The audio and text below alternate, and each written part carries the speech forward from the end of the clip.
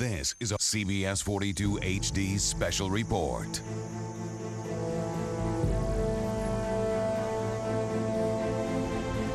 I pledge allegiance to the flag of the United States of America. You have to invest in what you care about. We've got really a situation where our schools are going to deteriorate unless we move quickly to stop the loss of funds. We are a school of choice. And to the republic for which it stands. It's the next best thing to a great private school. It's not for everybody, but it works for us. One nation under God. What makes us different from a public school is we're going to talk about the Bible and Jesus Christ in our classrooms, and we're going to pray with students when they're hurting or upset about things. I think if you care about your kids' education, then you'll do a charter school. It's not necessarily a traditional school day, but we have textbooks just like public school and private school, and it's just tailored to each child's needs. We have to aim higher, shoot higher, and perform better in good times and in bad times, and that's a mindset. Indivisible, with liberty and justice for all.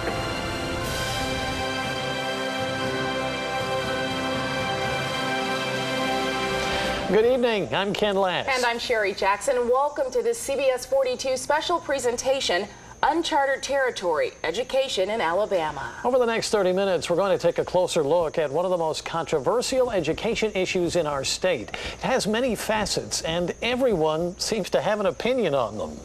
Recently, you've heard a lot of talk about charter schools in Alabama, and as we began putting this program together, we discovered that many parents are not clear about exactly what a charter school is. We hope over the course of this next half hour to answer that question and also provide parents with other educational options available in your community.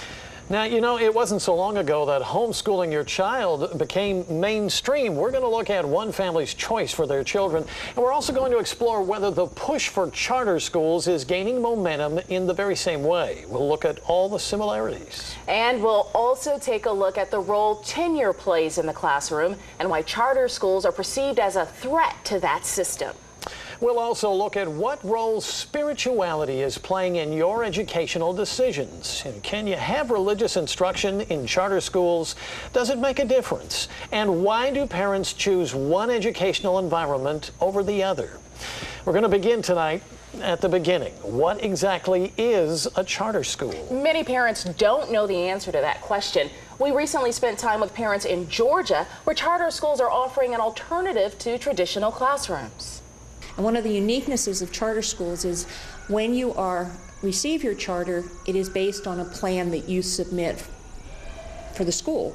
Our school, while we're part of the Atlanta public school system and we receive our funding from them, that's really where the relationship stops in terms of program. The federal government defines a charter school as a publicly funded school granted a charter through a state statute and is exempt from certain state or local regulations. Charter schools are not bound by the policies of local school boards, but governed by a group or organization which has written the charter. A charter school has the freedom to design a program that they feel will best meet the needs of the population of students that they're bringing in. A charter school receives state dollars and is required to meet the same accountability standards as traditional public schools. But how those standards are met are as unique from one school to another as one student is to another. Take Neighborhood Charter School in Atlanta. Its charter was written to bring a sense of community to the classroom. And to ensure that happens, parents are required to actively participate in their child's education. The parental engagement for us really assures or guarantees that there's a level of learning that goes on beyond the classroom. Parents at neighborhood charter schools spend at least 20 hours per semester involved in school activities. Just find yourself doing things at the school, and it doesn't feel like work. You're actually investing in your child's activities, and the kids like seeing you there, so there's a lot of positive benefit, I think. That sense of community creates a support network for parents and helps some struggling students overcome obstacles that may have been missed in other classrooms. I think charter schools are great because if this particular school of thought might not work, it is a great idea to have the option to find one that does. Philip Onimus joins us now. And Philip, the push to bring charter schools to Alabama is being met with some opposition. Yeah, from the Alabama Education Association, among others, they think it's kind of a bad investment. Yeah, that's right. AEA has several issues with charter schools, the first of which is money. AEA Executive Secretary Paul Hubbard says that because Alabama is in economic crisis, there simply aren't enough tax dollars to go around. Hubbard says allowing students to move from traditional public schools to a charter school would leave the original schools with a gap in funding. But Superintendent Joe Morton argues otherwise. But there's also the argument, Philip, about the quality of the teachers. Yeah, it sure is, Sherry. Part of AEA's concern is that charter schools have the power to hire and fire teachers outside of the school board. Because teachers who apply to charter schools are hired by the school, there is not an option for tenure. Now, I know that there's also been some questions about putting certified teachers in classrooms. In reality, in the charter school system, there's at least one certified teacher in every classroom. Certification is also a big issue when it comes to quality of education. Still to come, you'll meet the Bowman family, where everyday moments become lessons on life. What are the benefits of a homeschool environment? It's just like having a one-on-one tutor every day of every subject. If they struggle with something or they don't understand something, they're not going to slip through the cracks. This special presentation, Unchartered Territory Education in Alabama, continues on CBS 42 News.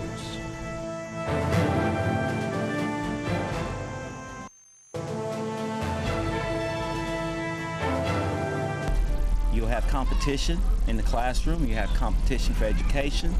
The public school system is not doing their part educating our children.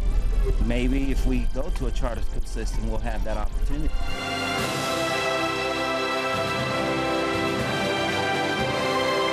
Welcome back to the CBS 42 special presentation, Unchartered Territory Education in Alabama. As with anything new, there are many obstacles to a charter education system. And Philip Onimus just touched on this a little earlier. Teacher tenure, one of those big obstacles. And a big obstacle. As it stands, a teacher reaches tenure status if they are offered a contract in their 4th year within the same school system.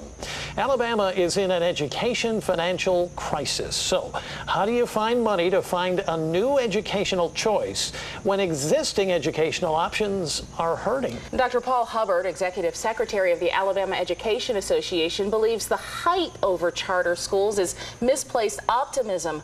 Hubbard says repeated studies show not only are test scores in charter schools no better than those of traditional public schools, but in many cases they're lower. And that's not the only issue. The most extensive study that I know of was done by Stanford University this past year and indicated that only about 17% of the students enrolled in charter schools did better than the students enrolled in public schools. Each time you build a new school or create a new school, you create a new cost center. And look at the fact that we started building this budget with almost a $500 million shortfall. It just appeared to me the state of Alabama could ill afford to create new schools because they simply couldn't fund what they already had. Funding for charter schools is dictated by the state where it operates. Many will transfer state aid for each student from the district where that charter student lives. Funding grants are also available for charter schools. Donations are accepted as well from individuals or foundations. However, a 2008 study found charter students on average receive 61 cents compared to every dollar for students in a district school. Now, funding like that is what some education leaders see as a major problem for bringing charter schools to Alabama. If you're in a state that doesn't have money to operate public education and charter schools are going to be run as a private enterprise, it's a horrible situation. If, however, you have a group of teachers who come together and they want to provide a different type of educational learning environment for children, and they take all children, they don't discriminate, they follow federal and state laws, it can be a good thing.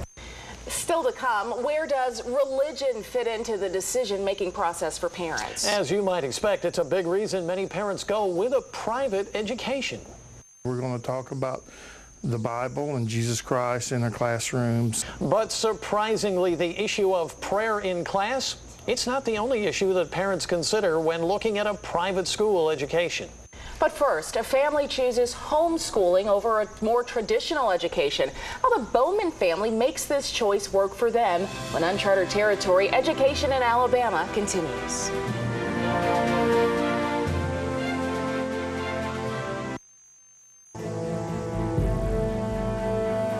I wouldn't trade our private school experience for anything in the world, but in the public school we're just getting a little more the musical, we're getting a little more a broader variety of experiences.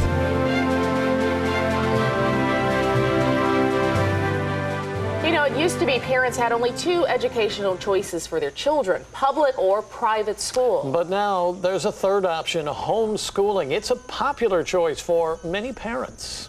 We bring CBS 42's Philip Onimus in now. And Philip, you spent some time in Pell City with a homeschooling family. What'd you learn there? Well, guys, what I learned is that there's no actual right way to educate a child. In fact, depending on individual circumstances, there are opportunities for tangible lessons that are impossible in traditional classrooms. Imagine that you're 9 years old and your classroom is a 180-acre spread. You don't read about the cycle of life, you live it. And when it comes time to study volcanoes, you go see one. When the subject of World War II comes up, you stand in Pearl Harbor watching the oil from the USS Arizona bubble to the surface. Every vacation becomes a learning experience. That's what life is like for Austin and Nathan Bowman. Their teacher is also their mom. What's this one? Fly. Very good. Give me 5. On the family's Pell City farm, the Bowman boys learn math, 147. science, and business skills while running their own egg business. Our children, our 9-year-old actually, Austin, he said, Mom, I want to raise chickens. I want to see what it's all about. So we said, okay, you can do that. So we made him research the cost of purchasing the chickens, how their life cycle, how they develop, how they lay, all that kind of thing. So we started and we got a tabletop incubator and we got the eggs and we incubated them and hatched them and now they're growing and laying eggs, and now that's become his project and he now sells his eggs. So he got to see the fruits of his labor, but he also got to see that it's an educational thing. It's not just, oh, well, I want to have chickens. It's all part of the Bowman's educational choice. Homeschooling works for this family because this family works for it. Each day the lessons are marked on the board and each child continues to study and work until every assignment is completed. And the material is covered in about 4 hours. I think the difference is they are getting that one-on-one, such in-depth studies that they don't need that extra time to say, okay, we got to cram. But homeschooling offers this family something else that's not offered in a typical classroom. My 92-year-old grandmother who lives with us asked me not too long ago, she said, why do you homeschool? And I said, well, the reason I homeschool is because I want to be able to teach my children my values and my morals. And she said, well, they can get that in public school. And I said, no, Nanny, they can't pray in school anymore, and they can't say the blessing, and they can't say the... She said, well, why in the world is that? And I said, well, I'm not sure, but that's where we are right now. Homeschooling is a choice. Outside of the initial purchase of classroom materials, the average family will spend about $600 a year per child. But the cost goes beyond that, as families are forced to sacrifice not just time, but also, in many cases, a second career. It doesn't need to be a hasty decision. It needs to be something you've thought about and you've worked through, because it's not something that's just going to, oh, well, today I decided I'm going to wake up and homeschool my children. And there's something else to consider. If you decide homeschooling doesn't work for you, will your child be able to return to a traditional classroom? It does take planning, and it has to be something you're truly committed to doing, because if you do decide to put your child back in public school, the public schools have the right to accept or deny our grades, our credits, everything. One other thing to consider is that if you choose homeschool, you don't have to be completely alone. There are homeschool academies all over the state of Alabama that you can partner with to ensure that you are homeschooling legally. In fact, Sonia Bowman heads Alabama Homeschool Academy and oversees 39 students. Well, homeschooling certainly opens the door to many wonderful possibilities. Yeah, but what a responsibility for the parents to undertake the education of their child. You know, absolutely, and that's the reason why we have a lot of information, the resources that parents need to understand this. It's all on our website at cbs42.com. We do have a lot more information there for parents. Philip, thank you very much. No problem. Still to come, religion in education. The private school choice is about more than faith, why some parents make the move to church-backed schools even when they aren't especially religious. And the charter school debate in Alabama. Where does it go from here? And how an oil spill in the Gulf of Mexico affects your child's education, no matter what school you choose. Stay with us.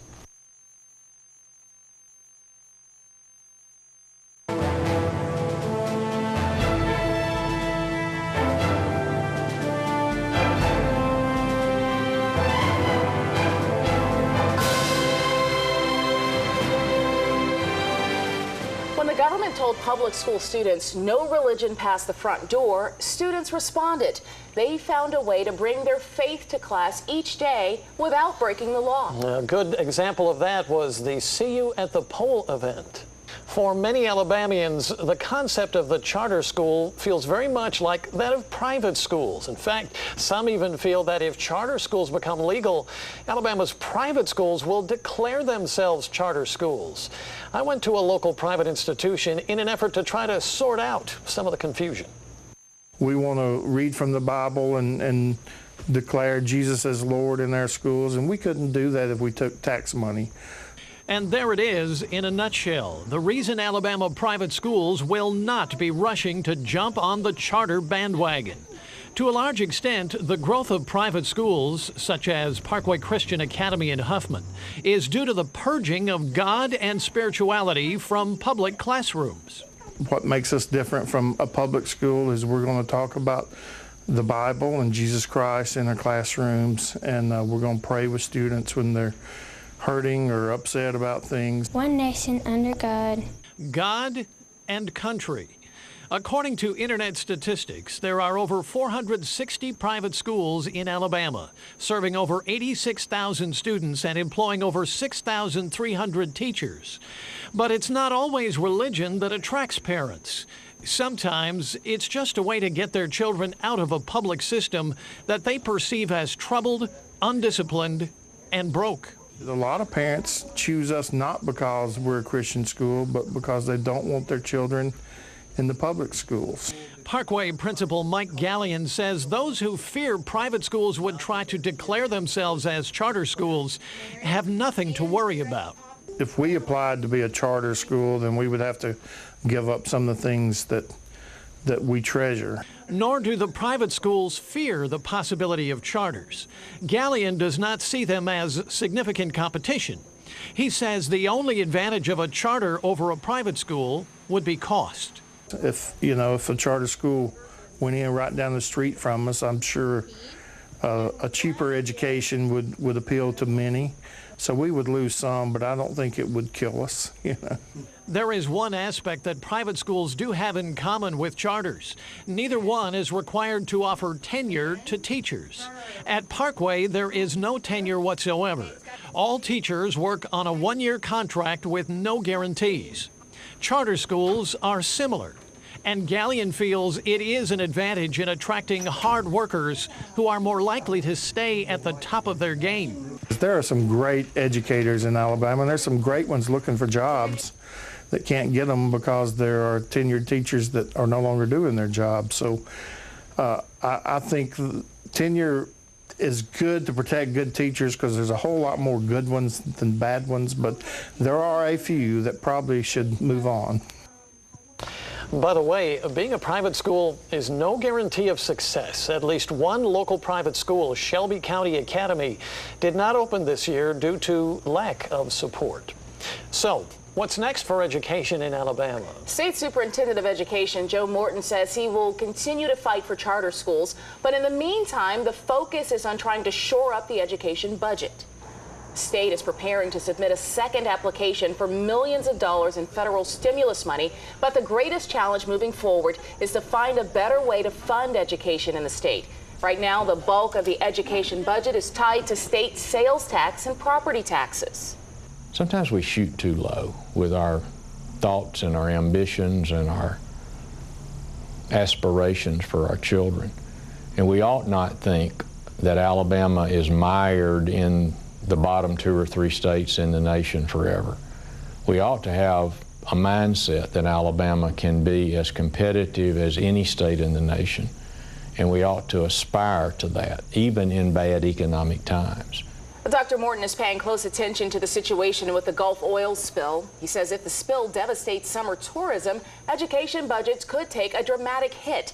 We want to hear your comments on education in Alabama. We have made it easy for you to do just that. Log on to CBS42.com and follow the links to our education page. You can send us comments and suggestions, as well as research education options in your community. We're going to use your suggestions for future education stories in our newscasts.